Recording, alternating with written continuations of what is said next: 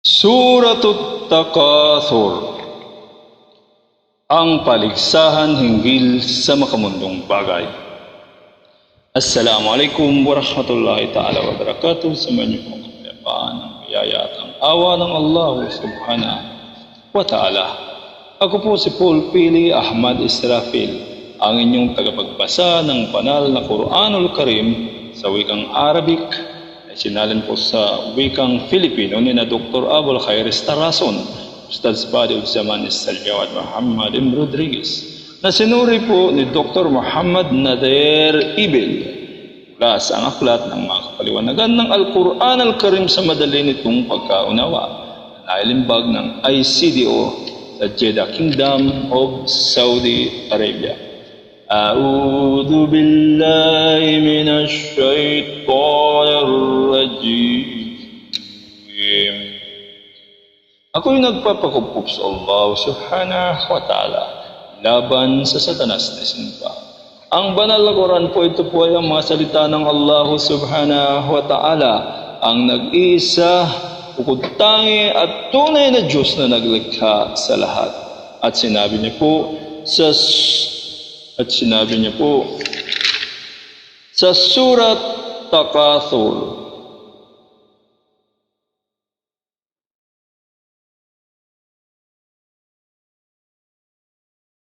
Suratut Takathur, Bismillahirrahmanirrahim. Sa ngalan ng Allah subhanahu wa ta'ala, ang pinakamahabagin, ang napakamawain at ganap na mapagmahal. Alhaakumut takathur.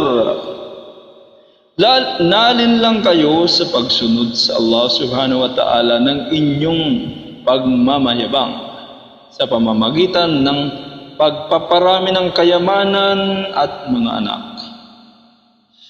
Hatta zurtumul maqabir, at patuloy kayo sa kahibangan at pagkalinlang na ito hanggang sa kayo ay makarating sa mga libingan at inilibing kayo roon. Kalla sawfa ta'lamun. Hindi ganito ang nararapat, na kayo ay magpalinlang sa pamamagitan ng pagpaparami ng inyong kayamanan. Walang pag-aalinlangan, mapatutunayan ninyo na ang buhay sa kabilang buhay ang masigit na makabubuti para sa inyo. Thumma kalla sawfa ta'lamun. Muli, hindi ganito ang nararapat na kayo ay magpalinlang, bagkus ay mag-ingat kayo dahil walang pag-aalinlangang mapapatunayan ninyo ang masamang bunga ng pagkalinlang sa inyo. Kalla law ta'lamuna ilmal yaqin latarawunnal jahim thumma latarawunnaha 'ainal yaqin thumma latus'alunna yawma idin 'anin na'im. Hindi ganito ang nararapat, na kayo ay magpalinlang sa pamamagitan ng pagpaparami ng inyong kayamanan. Kung batid lamang ninyo ang tunay na kaalaman at lalayo kayo mula rito at kaagad ninyong ililigtas ang inyong mga sarili mula sa pagkawasak at walang pag-aalinlangang makikita ninyo ang naglalagablab na apoy ng impyerno.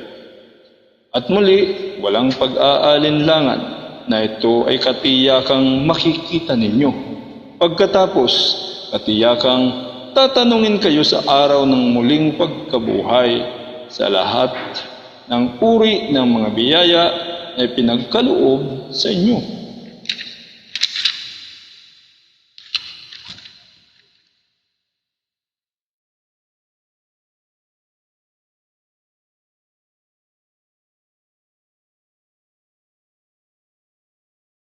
At dyan po natatapos ang ating pagbabasa ng Suratut Takathur, ang paligsahan ng gilsa makamundong bagay. At muli po, ito po si Paul Pili Ahmad Israfil nagsasabing Assalamualaikum warahmatullahi ta'ala wabarakatuh.